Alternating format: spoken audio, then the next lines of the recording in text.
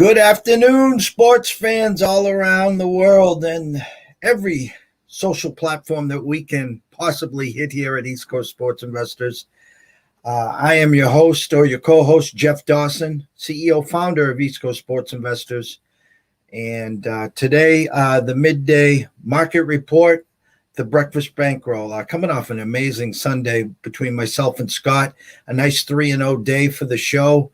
We're going to talk a little about that. We will talk about Sunday Fun Day, and for a lot of chalk and favorite bettors, not a good day. But without further ado, my man with the plan from the Palm Tree State himself, Mr. Scott E. Webb. Scott, morning, Jeff. How are you? I'm doing well. How about yourself? I am doing outstandingly wonderful and looking forward to a Monday. How about that?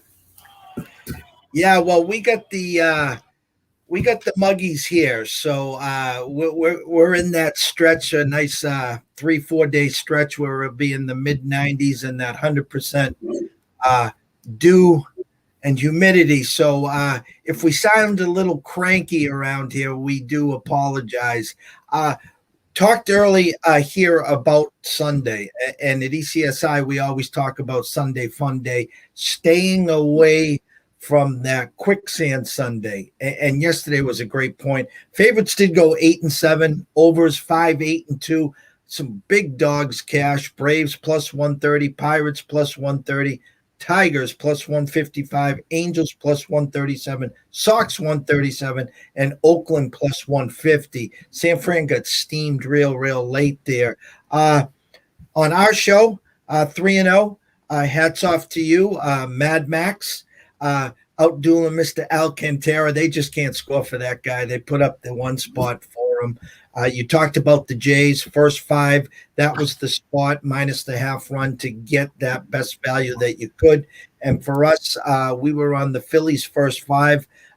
Don't have to worry about that back end. And amazing enough, they go the full 9 and they get the win.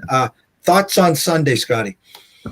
Yeah, I think that as the summer starts to progress and we start looking at how you bet, this is where you have to be careful. I think that over the course of the next few months, as you're going to start to see these lines come out, and today's no different.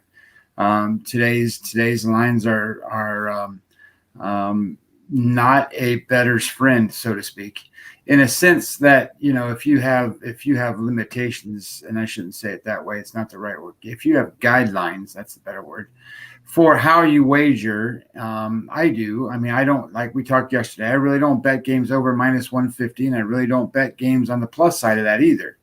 However, you do have to find value. We found value in the play yesterday. It was minus 155, and we took it, and it was a winner. We don't do that every day. So as you're looking through the line today, there's a minus 300 out there, or at least there was. And there's going to be these games today and going forward are silly. And some of them really make sense and other ones don't. You just have to find them, I've got one to talk about today in St. Louis, for example. How was Wade LeBlanc a minus 155, 165 favorite over anybody? So, that's kind of the idea of when you're looking for things that you really have to start asking yourself, why is this line the way it is? Is it a fair line? Does that make sense? And then you have to start getting creative in how to actually play the games, because MLB in the summertime gets to be more difficult. No, and just spot on. Going back over the tapes yesterday, you talked about some pitchers that really struggled to start the year, but as the season progressed, they have been pitching a lot better. And on our end, the market, lots of times has not caught up to them. And you were spot on 2 of them. You were spot on the Cubs starter, Alizea. He had that bat in early. The Dodgers pounced on him. And then you talked on the other side, Odorizzi. And again, for us here at ECSI, our action parlay yesterday, we we thought we were getting cute. We were on the Tigers plus the 140 first five. And I say good teams find a way to manufacture runs. So the Tigers, I mean, the Astros scored one run in the fourth, and it was a walk, a hit by pitch, a fielder's choice, a walk, and a sac fly. 1-0. Thanks for playing. And Detroit, who we stay away from their back end, ended up coming on and winning the game 2-1. But you were spot on both of those, Scotty. Yeah,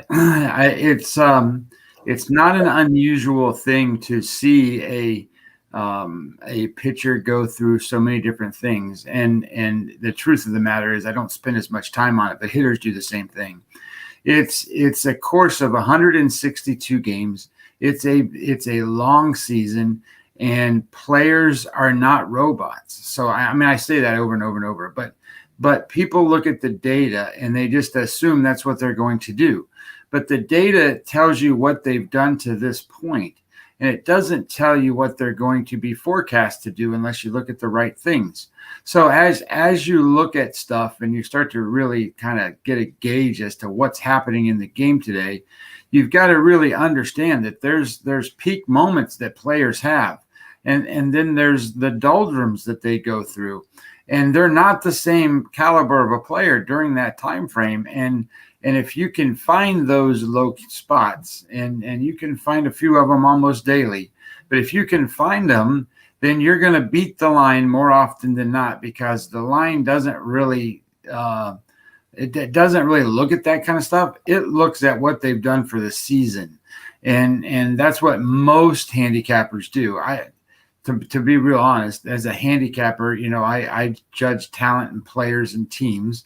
And a lot of times you hear these guys go, I don't care I just bet numbers. And that's what the line is, right? The line is a number. So if they misread the line because people are jumping in on a guy that they think is going to be good, then that can be a problem. Danny Duffy pitches today, and he's had a great season for the most part for the season this year. He's come off the disabled list, and he's only pitched 3 innings since he's been off the disabled list over his last 2 starts. So is that a guy you want to bet on? I would say no, because if he's only going to pitch 1 or 2 innings today and he's going to face the Red Sox, it doesn't matter who the Red Sox are pitching. It matters then what's the bullpen look like for Kansas City in a long stretch against a red-hot offense. And that's where you have to really start looking at what does the line mean, and why do they have players in there? Just because they're throwing today doesn't mean he's not like rehabbing his arm to get to a point where he can throw 5 innings again. And with that said, I thought today would be a good day to introduce, you do a lot of work behind the scenes with the Webby odds, and you forward me your spreadsheet for today. So what I'm going to do is we're going to throw it right up there, and then we're going to have you talk us through this and show us exactly what you do and what you see. All right. So just in terms of colors, as you can see colors on that chart, red or pink, I call it red because that's the only color red it comes out as. But red is bottom 1/3 of baseball. Green is top 1/3 of baseball, and white is kind of an average number. So today you can see lots of red on that board. I mean, there's in my opinion, there's a lot of pitchers that's going to get hit today, and they're grouped together in a certain way. So the on the left-hand side, you have the team, and then you have the pitcher, that kind of stuff. And then the first 4 columns are the game score that I talk about. So it shows you what he did in his last time out, shows you his average over his last 3 times out, shows you his average over his last 7 starts, and then what his year-to-date number is. And I like to use that to get a gauge as to whether he's pitching to that mean, his average of his game score for the year, or is he above or below that average? And then the next one is the XFIP and Sierra number. Those are what I would probably say are one of the more important ones on this page, because those are the predictive measures of what that guy's going to pitch like today. And in those 2 columns, especially the XFIP column, almost everything is red today. So that means there should be runs scored today, especially with the way bullpens are. I would expect to see lots of overs come through. And then the next column is all that goes into what I kind of look at for whether the guy's being able to get hits, right? So it's the strikeouts, the walks, and then O swing is a pitch that's thrown outside the strike zone, but a guy swings at it. And the next one is swing strike percentage, which we talked about yesterday, which is a ball that's thrown in the strike zone and swung and missed at. The key there is to understand, does the pitcher throw to a degree in which the batter can't get the bat on the ball? And you're going to do better when you have guys that don't put the ball in play if you're betting on those kind of pitchers. If you're betting on offense, you want guys that struggle in those areas. So I kind of group them all together with one column kind of to the right there. It says CSW percent. What that is, it's called strikes plus whiffs. So it's swings and misses plus called strikes. The reason that's important is because you can see if a pitcher gets a lot of calls and or swings and misses. And if he's in the strike zone that often and his ball is moving and they can't hit it, then you've got a pretty good advantage as a pitcher. And if it's red, then you've got a pretty good disadvantage. And as you keep moving down the line, it's a batting average against and a whip rate. So kind of if you put balls in play, you kind of want to know how many balls are in play, how many batting average, how high it is, how many guys are on base. Then the next one is ground ball percentage, right? So we want guys that throw ground balls, because if you throw ground balls, you limit damaging blows. And if you look at today's line, I think there's one guy in the green. So you have one guy in the green today and everybody else is pretty much in the red. So you're going to have a bunch of fly balls hit today. And that's damaging, which is what goes back to the XFIP number. And it all relates. So it all kind of correlates together if you read it right. So it correlates back to the XFIP numbers, which are all high for most of these guys. So it's going to be hard for them to control the game from the mound today. I look at BABIP, which is batting average on balls in play, or BABIP. And then I compare it to two things. One is, you see one that says BABIP VAR, which is variance. That's variance to the guy's batting average. So what I want to do there is get an indication if he's being lucky or unlucky, and where the balls are being hit. Because sometimes, you can't, as a pitcher, you don't necessarily control where a ball is hit, even though you try. And the reality becomes is sometimes they're hit right to players, other times they're not. And on this chart with batted balls in play variance to that batting average that the pitcher has, there's only one guy who's been unlucky, and that's that Cleveland pitcher, Morgan. He's showing in the green. Green means he's been unlucky, so he should be more lucky. Ball should be hit towards fielders. The next column is the same variance, except for it's to the Major League Baseball batting average. So you can see that there are several guys who should be more lucky than not, just on an average basis. But that doesn't really include what their batting average is against what the Major League batting average is. So I kind of use both of them. The one on the left I use more than the one on the right. Then lastly, you have the hard hit rate. And what I'm looking for in there is guys that get closer to 40. And we have 1, 2, 3, 4, 5, 6, 7 guys at 40 or more. That means those guys are getting hit really hard. That's 95 mile an hour velocity off the bat. And that's 40% or more of the rate that they get hit. So that's not very good. You want guys that are going to have low numbers, in the green numbers, 20%, 22%, 23%. So a lot more soft contact for those guys. And then you have home runs per 9 innings. You really want that to be lower than 1. And we have a ton of guys today at 2, have close to 3, or even some over 3. So again, that ties back to the low ground ball rates and the high XFIP numbers. So if you can kind of read through it, it all kind of ties together. And then the last two columns, it says win probability. What that is, that's the win probability added over in a pitcher's over a month. So it's not going to be the high will be like a 1 or better. 0 is average. So you can see some of these guys, like Freeland today, is minus 0.87.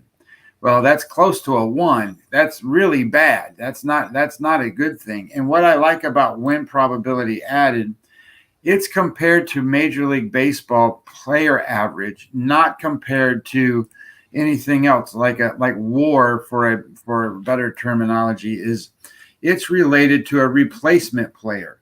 This is not a replacement player. This is compared to league average Major League Baseball players. And you can see some of these guys stand out. Like Peralta is 1.08. So he's been one of the best pitchers in baseball over the last 30 days. And then where it says win probability added today, I just threw that in there because I don't come up with that number. It's when I go get game score numbers, Fangraphs has a little thing that they put out for Daily Fantasy League. And in their Daily Fantasy League, those are their projection numbers for whether that pitcher is going to get a win or not. So I kind of throw that in there just to see what they do and what they say. And then I make a few notes. So for example, Howard pitching for the Phillies today, I say, okay, he's an opener. He's only thrown 4 innings 2 times in this all season. So that means he's going to open the game and give way after, say 3 innings or so. But I want to make that note so I can have an idea as I go forward as to what I'm doing. So there's a lot of stuff that's in that chart. And if you kind of read it as a flow of a game and not take one thing specific, if you let it correlate together, I think you can come up with an idea of how that game should progress. Well, what sticks out to me, I'll stick to my locals right here. You got a Kansas City team coming in that gets swept by the Rangers, and Kansas City could not score a lick. And the Red Sox coming off a sweep against the Yankees, where we could talk again days about the Yankees, Spider Tech, and now, Mr. Cole now, he's got to start scratching your head. But Richards is one of the pitchers that absolutely is lost. He says he's trying to learn how to pitch again. And I'm looking at all the pink and I'm looking at everything here. And it's kind of comical. The opening over opened at 10, Scotty. It already shot to 11. So they're expecting fireworks here today at Fenway Park. So I'll be closely looking at that for sure. Amazing stuff here. And as we progress here on our show, we can go back to these daily and then go back the day before and see how these numbers correlated with the actual results afterward. Yeah, I mean, it's interesting to see how you can kind of project a flow of a game or what's going to happen while those guys are in there. And then that's when you have to go, okay, do I want to bet first 5 or do I want to bet knowing what's going to happen with the bullpen or not knowing what's going to happen with the bullpen? So again, all you're doing in baseball is you're looking for the value and you want to bet it. And if you can find value, you bet the value and you move on and then hope you win. No doubt. I'm going to flip the script right here.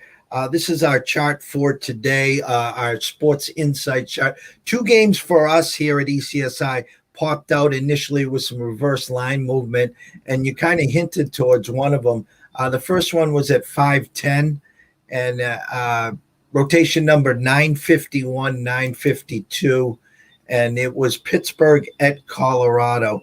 And your opening number here is Colorado opened at 125 with Freeland. And currently now at 115, Pittsburgh is going to wheel out Mr. Anderson. They opened up at plus 105, and as we speak right now is plus 106.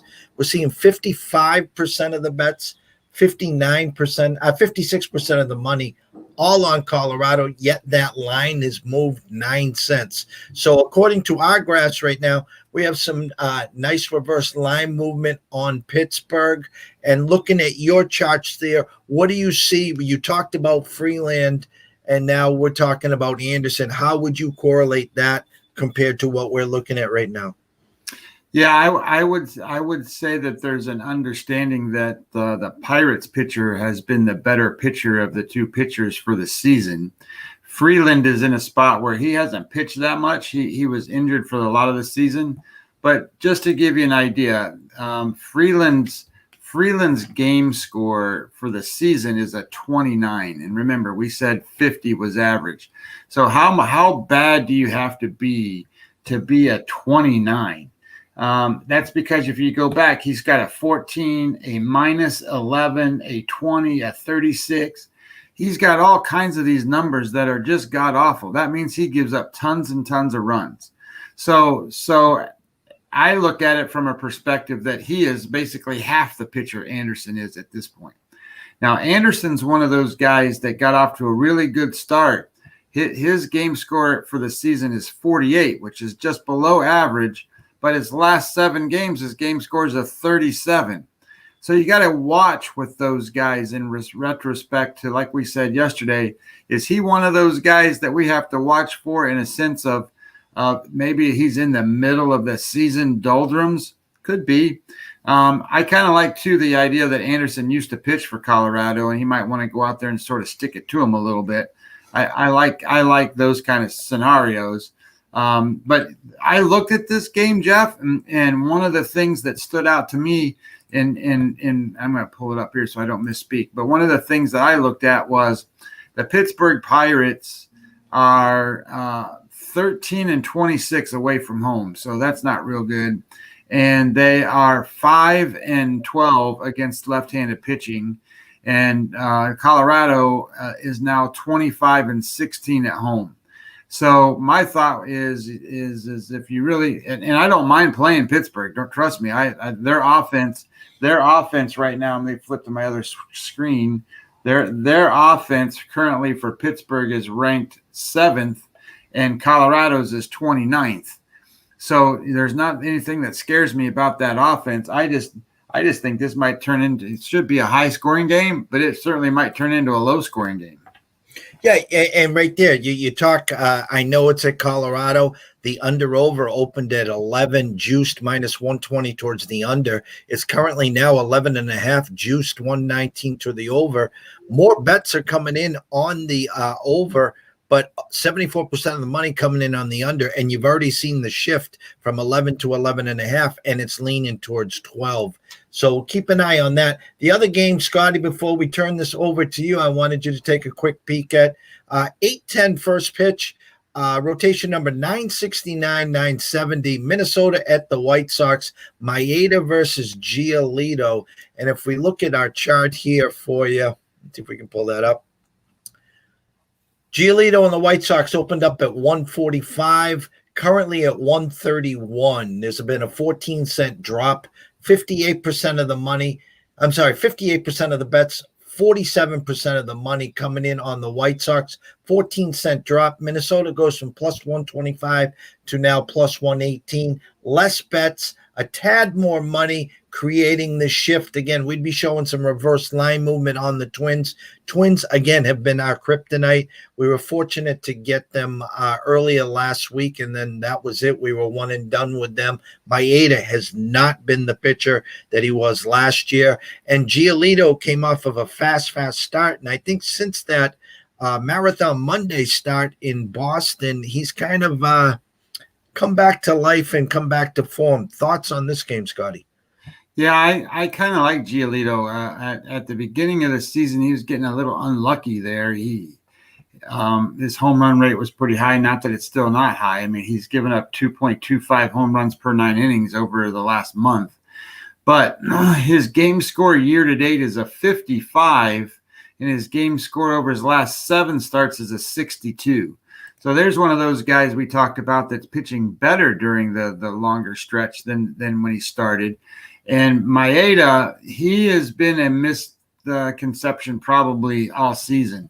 He went down on the IL, and this will be his 3rd start off of the IL. And he has, I would tell you that he's a 5-inning pitcher to this point.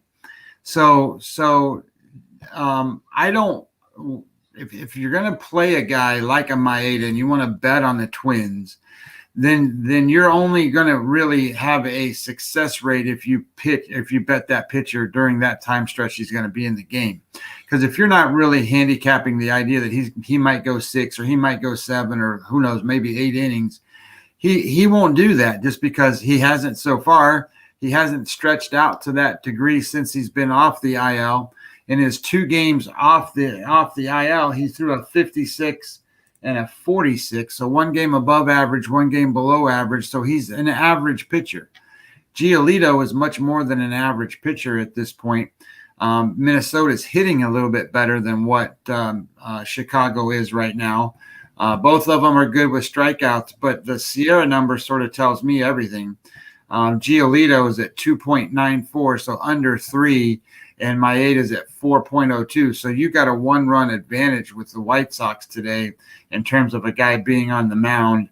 And then you start to look at, okay, is any starter to the degree in which you have a sort of an ace kind of guy out there is going to be better than anybody else's bullpen for the most part. All righty. Let's go back here. And what everyone's been waiting for, my brother.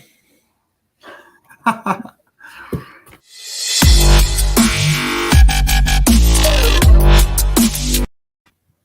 stage is yours, Scotty. Well, the truth of Monday today so far is I didn't play anything, but I have 2 things I'm watching. One of them that I'm watching, and I'm trying to figure out what's going on in Washington today, because I need that Washington pitcher. Because to be honest, I don't really care who it is. I'm going to bet against Eichhoff, and I'm going to bet against the Mets. It depends on what the line turns out to be and what that value becomes. There was a kind of hint that Fetty was going to pitch today, but I don't think he is. I think somebody else is going to pitch in that game, or it would already be listed. So I'm waiting on that. And the reason that I want to bet against Eichhoff is because Eichhoff has only thrown 1 game. And in that game, he has a very low strikeout rate and a very high walk rate.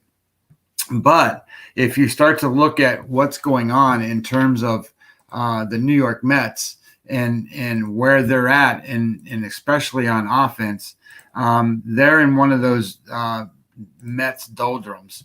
So over the last 7 days, they have 1 guy who has an offensive WAR at above 1. Now that's probably a pretty good number. If you can get an offensive WAR above 2 or 3, that's really dynamic for a week.